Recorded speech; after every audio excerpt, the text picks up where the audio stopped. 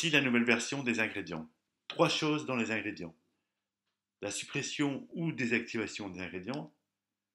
La deuxième chose ce sont les tags, c'est-à-dire qu'on peut taguer les ingrédients, leur donner des caractéristiques que vous créez vous-même. Vous pouvez faire des tris sur ces tags ensuite. La troisième chose, ça va être les actions groupées, c'est-à-dire qu'on va modifier les ingrédients ici en masse de façon à ne pas répéter les mêmes actions plusieurs fois. Donc la première chose, l'activation et désactivation de produits.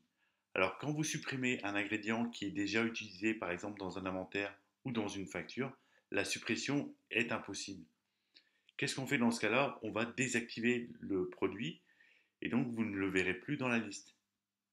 Par exemple, je prends ici l'ail bocal 1 kg. Si je veux le supprimer,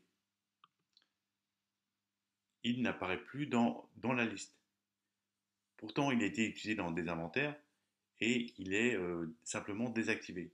Pour le réactiver, ici dans Action groupée, vous pouvez avoir ici à la fin Activation des produits supprimés. Alors ici, je le retrouve ici et je peux le réactiver. C'est-à-dire qu'il va se retrouver dans ma liste.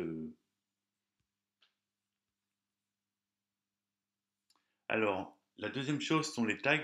Ici, vous voyez que les produits ont des tags. Par exemple, ici, l'ail pelé bocal 1 kg a le tag bio et restaurant. Donc, c'est un produit bio. Ici, vous pouvez trier sur les tags, c'est-à-dire qu'on peut trier simplement les produits bio, par exemple. Ici, j'en ai qu'un. On peut trier les produits du restaurant, plus bio, enfin, je supprime bio ici. Et là, je vais avoir toute la liste des produits tagués restaurant. On peut en rajouter, par exemple, ici, je vais reprendre l'ail pelé, je vais sur tag et je vais rajouter, par exemple, un produit local. Voilà, je crée le tag produit local et je vais le retrouver. Je le coche ici, j'enregistre, je reviens sur ma liste. Voilà, je le retrouve ici. Donc maintenant, si je fais un tri sur les produits locaux, je retrouve mon ail. Pour terminer avec les tags, vous le retrouverez ensuite ces tags dans différents menus ici, différentes fonctionnalités où vous pourrez faire des tris sur ces tags. Par exemple, on va pouvoir faire des calculs de marge en fonction de ces tags. La troisième chose sont les actions groupées. Qu'est-ce que c'est les actions groupées? Ça va nous permettre de modifier les ingrédients en masse. Alors ici, vous allez sélectionner plusieurs ingrédients. Alors je vais prendre par exemple celui-ci et celui-ci et je veux leur attribuer une TVA à 20%. Donc je fais action groupée. Donc au préalable, j'ai sélectionné mes deux ingrédients. Je mets TVA ici, je mets 20% et voilà, mes ingrédients sont modifiés tous les deux.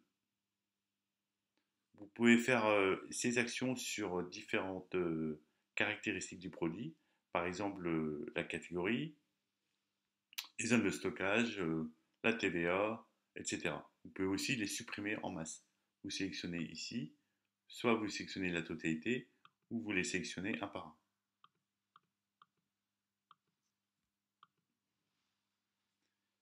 Donc, par exemple, on va modifier la zone de stockage de deux produits. Je prends celui-ci